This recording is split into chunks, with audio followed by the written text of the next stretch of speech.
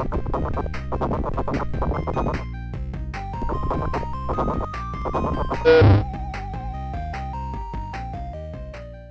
there, my name is Rhett Downing, and I'm a master's student in mass communication with a strong research focus in communication studies and interpersonal relationships. Recently I went to the PCA conference, which is the Popular Culture Association down in San Antonio. That was this past weekend. I did a very brief 6-minute presentation on communicative and verbal aggression in marital disputes. Now I know we've gone over communicative aggression before, and I dislike going over the same topics, but I do think I've found some other things that are worthy of noting. So let's get into it. Where's my writer? There we are. Let's get going. Clickety click. You can't see it. Can I disappear? I didn't think of this. Oh, there we go. That piece of cake. Okay, communicative aggression is defined as verbal messages or nonverbal behaviors intended to harm one's sense of self. Hopefully remember that. We remember that sort of thing. 3 of its forms. If it rings any bells, my dear friends: psychological abuse, verbal abuse, and emotional abuse. Verbal aggression is defined as a verbally aggressive message that attacks the self-concept of the receiver in order to deliver psychological pain. I'm going to come back. Okay. I want us to really try to remember these 2 definitions because they're important. If anything, remember how similar they are, but especially remember that they are both intended to harm your sense of self. They are intended. Someone is purposefully attempting to hurt you, your self-concept, and or your identity. And if that's the case, that means there's an element of danger. It doesn't necessarily mean you are in danger. It depends on the context, obviously. But there is an element of danger. So be mindful of that. So the study I had found focused on verbal aggression in marital disputes specifically. So the participants were 104 married women, 40 of whom were clinically classified as abused wives, 64 of whom were non-abused. They were between the ages of 18 through 69, with an average of 36.4 years, married between 1 to 44 years, with an average of 12.8 years. Cool, we don't have to go over the standard deviations. Method. The wives were asked to give detailed written accounts of their most recent dispute with their husbands, with the abused wives detailing ones that ended in physical aggression. It's a very important note. Physical aggression. So violent ones. Now, not only this, but they were also asked to recall, if at all, their own verbally aggressive messages. And then among their measures, they've got types of messages here. So saying unfavorable things about the person's character, negative comments about the person's competence as a husband or wife, attacking the person's background. I think also background instead of just background in a sense of where you came from. I think you could also play into history, like where you've been. There's a differentiation there that I can't get right now for some weird reason. But history. Everybody my age talked about it. Where you've been. Oh, you've had this many partners. So I suppose in someone like my shoes as a man, it could be in a woman's shoes too. Hey, you've slept with too many people. I don't like it. It's gross. So specifically purposefully attacking that sort of thing. Expressing dissatisfaction with the person's physical appearance. Oh. If you do that in an argument, you've got some problems. That is messed up. Saying you hope something bad will happen to him or her. Teasing, ridiculing, threatening, swearing, using facial expressions, gestures, eye behaviors which attack his or her self-concept. Yeah. So this, too, I think is really important. Number 10. Because I think we can chalk that sort of thing up under passive aggression. And some of us are really good at using that sort of thing. And some of us are really good at doing it under the radar and throwing it under the rug and pretending like it didn't happen. But it can happen. And it can be verbal aggression or aggression. So that's just important to note. Okay? Let's move on. Results. Wives with nonviolent disputes with their husbands reported 3.51 verbally aggressive acts versus a mean of 18.75 and violent ones. 18.75. Wives in nonviolent disputes also reported their husbands use an average of 4.52 verbally aggressive messages versus a mean of 34.48. I didn't even have to box that stuff in. It was already in red.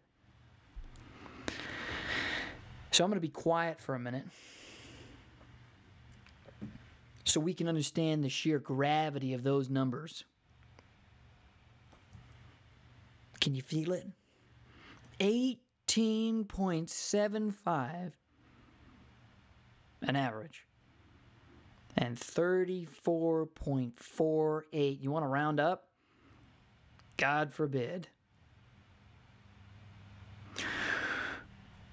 So there's a few things to note in this slide alone. We can acts and messages, for instance, as far as I could tell in the paper, they sometimes seem to use them interchangeably. Acts, I think, is a little bit more specific. So it's threatening, ridiculing, insulting, that sort of thing. And the message is a little bit more broad. Messages as a whole. And then it's also worthy to note that even in nonviolent disputes, there are still verbally aggressive messages. Or there still can be. And so what my job is number one, tell y'all how prevalent this sort of stuff is. And number two, give y'all a comparison. Comparison of violent versus nonviolent disputes. And a comparison of healthy versus unhealthy. Obviously, unhealthy is violent.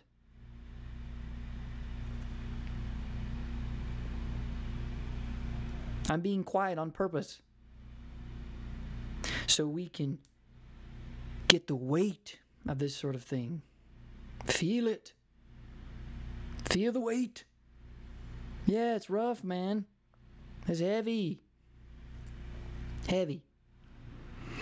So my whole point, the meat of this presentation, was that I hope we can see that we don't live in a perfect world, although I wish we did. And I think a lot of people wish we did. Because even in nonviolent disputes, there are still verbally aggressive messages. And at the end of the day, things don't have to stop with verbal aggression. They don't even have to stop with physical aggression or physical abuse. There's still emotional and psychological abuse. So it's my hope that we'll be able to see the prevalence. We'll be able to understand it with those definitions for sure. Which should lead me into my next slide. Yep, you can't see it again. Bye. So this is a slide of 25 movies spanning across, I think, a 65-year time span. It should be 65, 60 or 65, somewhere around there. All of which portray some type of communicative or verbal aggression. Not physical. I didn't look for physical. I looked for communicative or verbal. Okay, very good distinction there. And these show its prevalence. And it's my hope, like I had said, that we can understand with the definitions something like communicative and verbal aggression. And we can see their prevalence in what we watch, in the media, and just how often it's portrayed. And some of this stuff, I'm going to come back. Some of this stuff doesn't have to do with human relationships. Look, these three are sci-fi. I don't know how I put sci-fi. I guess that was just... Anyway, sci-fi. And then some of these have to do with relationships. Breakfast Club. I mean, that's a drama relationship. Gone Girl. So there's action, there's drama, there's science fiction. Come on, it's everywhere. This stems into a lot of things, ladies and gentlemen. Stems into vicarious learning, which is observational learning. Stems into the third person effect, where we think the media doesn't doesn't affect us as much as everybody else, and yet we go watch this stuff all the time. And this, my dear friends, all of it, is just the stuff I've seen. What have you seen? God forbid a kid growing up sees something like Marriage Story, sees the argument. If y'all have ever seen that movie, it's pretty rough. At least the argument is. So imagine seeing that sort of thing so often. Aggression in general, punching a wall. Did they ridicule? I think they ridiculed. There's another word I'm looking for. They were just ridicule.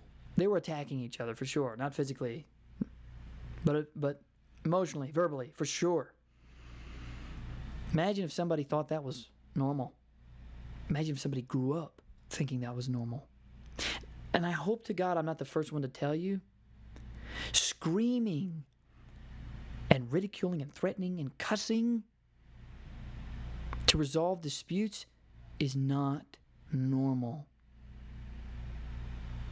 So I just want everybody to be okay. I'm naive. Don't blame me.